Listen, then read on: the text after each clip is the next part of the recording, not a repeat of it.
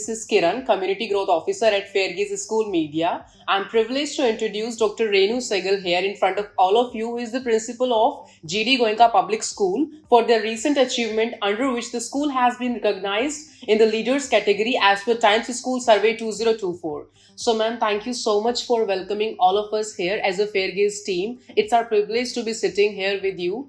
It's our privilege also. Thank you so much, ma'am. So, ma'am, as we all know, I'm sitting here because of this Times School Survey 2024. So, first, I want to understand, how did you manage to be there in the leaders category as per this Times School Survey 2024 in this whole Greater Noida zone? Ma'am, not only in 2024, we have been leaders in the past also. Okay. Since the school started in 2011. Okay. And it has been 13 years and now we are running with 2025. So it has been 14 years. So it's a teamwork, Kiran. Whenever any survey is being done, we have to see that all activities which are required for a good school to come and to reflect as a leader school, we have all those things, and our team has worked hard for getting this award, this recognition of as a leader in the zone by Times School Survey. So for that we have worked, by bringing the academic achievements in the students' profile, then improving and continuously working on the infrastructure, and then what are the performances of the children, which are being reflected. So I think there is a basic performer which is given by Times School Survey, where we have to fill in all the details, which includes academic achievements, all-round development, holistic development, the infrastructure, and what kind of faculties you are having, what kind of facilities you are conducting, what kind of extracurricular activities you are holding in the school, and how your children are showing their confidence when they are interacting with people. So it's a combination of various activities by which we are being judged on by the judges, respective judges for the Times School Survey. So how we do it, and it shows. So it's not about the academics only. Other activities like the extra co-curricular activities are also involved here. Fine. So ma'am, as you are talking about the combination of various things at school, so I want to understand, how do you promote inclusivity in the school? Ma'am, see, this is the recent or the burning topic today. Okay. How do we have to have inclusive education in today's scenario? I think inclusivity is the grace of God.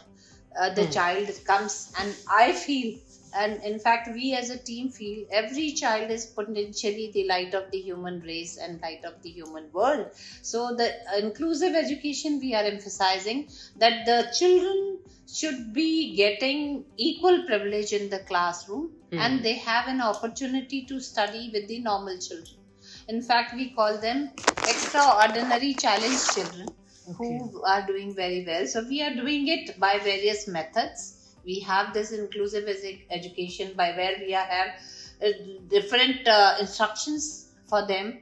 Wherever shadow teacher is required, we have shadow teachers for them to support them, so that they understand whatever is subject teacher or class teacher is teaching in the classroom. So it's a differentiated education. Then we train the teachers. Teachers are specifically trained for that particular purpose. How are they going to handle the inclusive children with special needs? And then we have accessible infrastructure for that, like the furniture, the toilets, the washroom, the elevators, or the ramps and all, wherever. And we see that those classrooms are put on the ground floor if something is needed, or if mentally challenged are there, then of course there is a requirement in the classroom. So for that, teachers are given special training. Then we have collaborative learning. We make groups in the classrooms where 3-4 normal children are there, one child with inclusive education, so that peer learning takes place in that case. And then individual education plans we make it. In general, the teacher makes lesson plan for the fortnight, but for inclusive education we have special lesson plans for them, that how do we go about it. We make special papers also for them, and even CBSE is giving this kind of a facility for inclusive education, and they give extra 1 hour in the board examinations also, and the scribe facility is also there. So the child who is not able to write or has not got the speed to write, so they say a child with a lower class should be assisting that particular child in the board examinations as well, right from grade 9 to 12. And then we have support systems, like we have counselors, we have psychologists, we have doctors on call. So wherever it is needed, and there. And then in inclusive education, we take the help of the parents also, because parents' cooperation is also done. Definitely, so ma'am. parents are also being trained, Kiran, Yes. that they can work hand in hand with the school. And then we have zero tolerance activity in the classroom. No teacher should lose the temper or the patience, and we need to be patient with that child, and we should not make the child feel that you are special. Yeah, we have to make the child normal in the classroom, so that the child does not feel a left out child, or maybe a very important child. All children are equal, because everyone has got plus or minus in their characteristics or in their genes. So we have to do that. And then we have extracurricular inclusion for them, like including all students in all activities, regardless of any kind of inclusivity in their childhood, birth, or in their normal circumstances. We treat them equally. All inter-house activities, intra-class activities, inter-school activities, we allow them to take part. And even for our annual function, we had many children with inclusivity in their character, in their personality. We made them participate, and we encourage them, we motivate them. So that's the need of the hour. You know what the best thing I liked about this whole infrastructure you are talking about? In fact, I was about to ask this. You are talking that somehow you are supporting peer learning. So if you are making some normal students to sit with the students who are somehow physically challenged, somewhere we are promoting the empathy also into the students, the compassion into the students. Absolutely. Empathy, but then at the same time we counsel the children who are normal, and to tell them, we tell them not to be very, very specific, not to humiliate the child, not to point out anything, because everyone has got very good thing in oneself. So Definitely. We have to look at the positivity of a person and help out. And I think peer learning is very good. Children are very innocent. They are like clean slate. So whatever you write, they... Because ma'am, ultimately all human beings are social animals. We are supposed to sit together and work together. So ultimately when they are going to be the part of workforce somewhere tomorrow in the future, they need to sit with the peers out there and do some things collectively and together. And sometimes, once or twice a week, when we call the special educators in the school, where they pay extra attention to them, and they help them how we can do it, and they help teachers also, they train teachers also, that how you can do a thing in this particular way or this way, so that they are at par, or they are at at the level wherever it is required in the classroom. So ma'am, we all know these days parents are not concerned about the books only, or we can say the academics only. They want their kids to be more confident there to face the world. So I want to understand, how do you support or you provide the wide exposure to the students? Kiran, if you have heard with New Education Policy 2020, as per NEP 2020, we say it is the holistic development of the child. A child has to learn by experiential learning, hands-on experience, learning by doing. So, to bring the wide exposure, or to give the wide exposure to the children, this particular GD Goenka as a brand, and our branch GD Goenka Public School, Greater Noida, and so on, Nagri, we emphasize that every child is given an opportunity to do something or the other. So there are various points, like we have diverse interdisciplinary curriculum, where one subject is integrated, like you learn mathematics with the help of music. You learn science with painting. So the integration of subject is one aspect where they do it. We conduct many extra curricular activities, be it any festival. be it any international event, and be it related to library or sports or academics or various subjects like English, Hindi, mathematics, science, social science. So we conduct extracurricular activity in a variety of ways by giving them subject enrichments. Then we have field trips for them. We send them to various heritage sites also, historical monuments also, so that they learn it. And once they visit those places, prior to that, we give them a literature about it. We ask them to do a little bit of survey for that particular. For example, if they are going to Red Fort, so they should know where Red Fort is. What is the history of Red Fort? So a small write-up is given in advance so that they learn it and they go through it and they learn about the place wherever they are going to do it.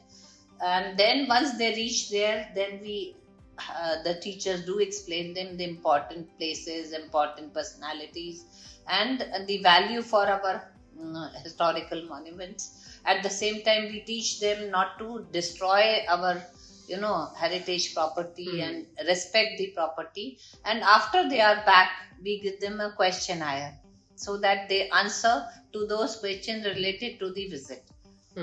By that way, teacher would understand whether they have got the idea about it or not.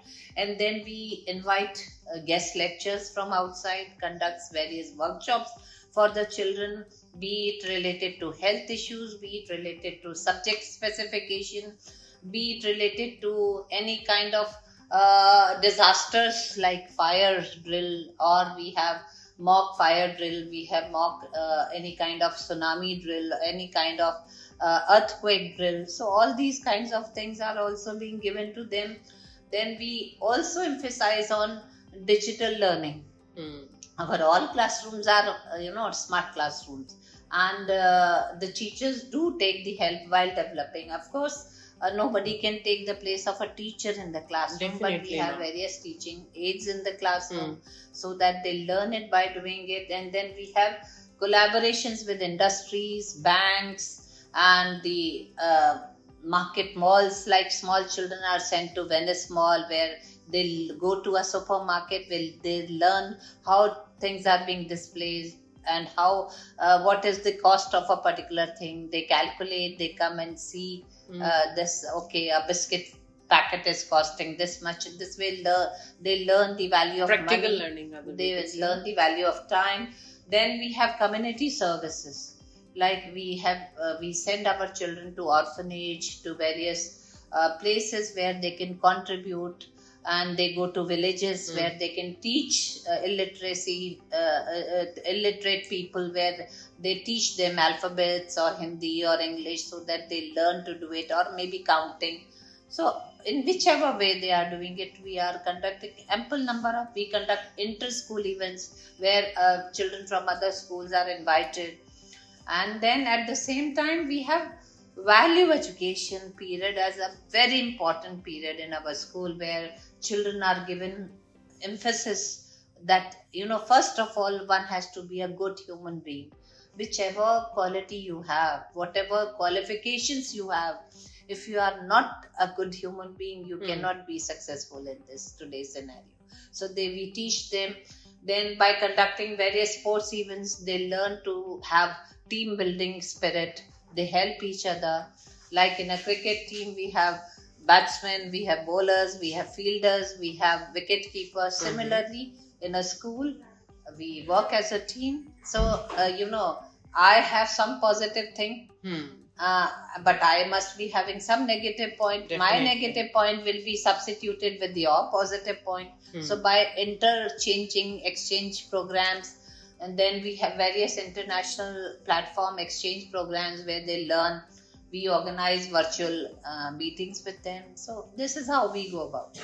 Thank you so much, ma'am. You have provided so many things here, and I believe this is how we promote that multidisciplinary education as per NEP 2020. So, ma'am, once again, thank you and congratulations for this achievement of yours. One important thing I would like to definitely, tell you. ma'am. Now, please go since ahead. the children are finished with their exams, so what we are doing, we have taken the consent of the parents whose children are not going out anywhere during this till the time we begin with the new session. So we are organizing some, fun camps in the school where they are learning, cooking without fire, where they learn to paint, they learn to do dance, all those things which we are conducting for them.